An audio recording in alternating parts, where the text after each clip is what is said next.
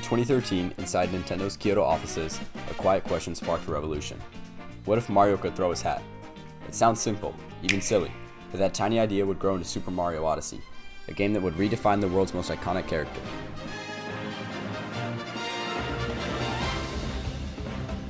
At the time, Nintendo was at a crossroad. The Wii U was struggling, the 3D Mario formula had become more linear, and longtime fans missed the open-ended magic of Mario 64. So producer Yoshiaki Koizumi and director Kenta Murokura took a risk. Instead of playing it safe, they set out to create something wildly ambitious. A true sandbox Mario game where every kingdom felt like a playground, and every object could become part of the fun.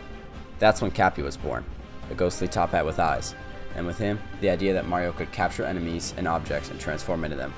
Suddenly, the game wasn't just about jumping anymore.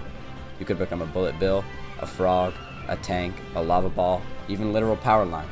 And with each transformation, players will unlock new tools for exploration, not through tutorials or cutscenes, but by experimenting, failing, and laughing along the way.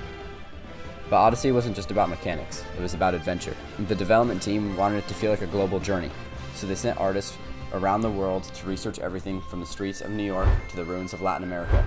And you feel that spirit in every kingdom. New Donk City was a love letter to urban life, Tostarena echoed Dia de los Muertos, and Mount Volbono looked like a painting came to life. This wasn't a Mario game set in Mushroom Kingdom, it was a Mario game set in our world, reimagined through joy. Odyssey launched in October 2017, right in the middle of Nintendo Switch's explosive first year. Breath of the Wild had just reinvented open world games, and Odyssey followed by reinventing 3D platformers, but not with vast maps or overhyped objectives. Instead, it rewarded curiosity, creativity, and play. You could collect moons in any order, skip entire challenges, and still progress. The freedom was radical and refreshing. And then came the moment. Midway through the game, Mario finds himself in New Donk City during a festival. Neon lights, Pauline on stage, and a jazzy remix of the original Donkey Kong theme. As you run through a 2D level embedded in a skyscraper, with Jump Up Superstar blaring in the background, it all clicks. This isn't just a game, this is Nintendo's love letter to its own history. And it hit people hard. For one shining moment, Nintendo had done what few companies ever could. Bridge the gap between childhood nostalgia and modern gaming magic. And the numbers backed it up. Odyssey quickly became one of the best reviewed and best-selling Mario games of all time, with over 26 million copies sold by 2025. But what made it stick wasn't just its polish, it was its personality. Every animation, every hidden moon, every silly transformation felt like a wink from the developers, like they were saying, hey, go ahead, try it. You never know what might happen. It became a game people play with their siblings, their kids, their parents, because Odyssey didn't require you to be good at games, just curious.